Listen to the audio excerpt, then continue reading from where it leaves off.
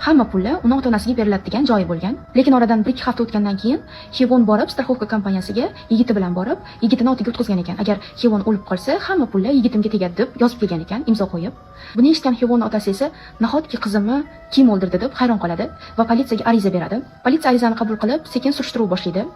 Aniqlanishi bo'yicha Xevon o'lgandan keyin juda ham katta summa uni yigiti kimga berilgan ekan. Kim esa bu pullarga o'zini qanchadir qarzini yopib, qolgan pulga esa eng yaxshi rayonlardan uy olgan.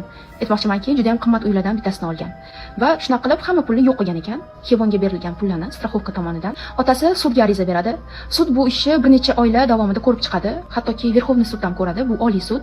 Oliy sud ko'rgandan keyin bizda hech qanaqa dalil yo'q, chunki Xevonni sizlar yoqib yuborgansizlar. Agar u ko'milgan bo'lsa ham, biz uni murdasini ochib tekshirardik deb aytadi. Va qarabsanki, Xevonning yigiti suvdan quruq chiqib ketadi. Lekin politsiya tergovni to'xtatmaydi va shu vaqtda kimni Xevondan boshqa yana boshqa qizlari borligini aniqlaydi va ikkita qizni topadi. Ular opa-singil qiz bo'ladi. Va opa-singillar shunaqangi tarzda kim aldab kelgan ekanki, har bittasi bilan uchrashgan ekan. Tasavvurlasizlarmi? Opasi bilan ham, singlisi bilan ham va ikkalasining nomiga ham страховка olgan ekan.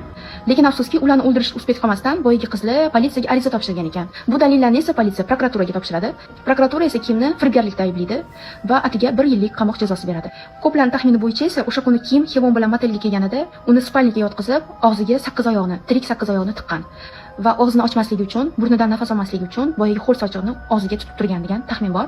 Shu orqali Xevon o'lib qolgan degan taxminlar ham yuradi. Chunki aytganimdek, qizi tishi juda ham kasal edi. Agar siz tirik 8 oyoqni yemoqchi bo'lsangiz ham, uni juda ham ko'p miqdorda chaynashingiz kerak. Chaynash uchun esa sog'lom tishlar kerak. Agar sizga shunaqa hayotdan olingan real voqealar, eng sara Koreya va Xitoy dramalar yoqsa, meni Instagram va YouTube kanalimga obuna bo'lish esingizdan chiqmasin. Sizlar bilan Dilbar.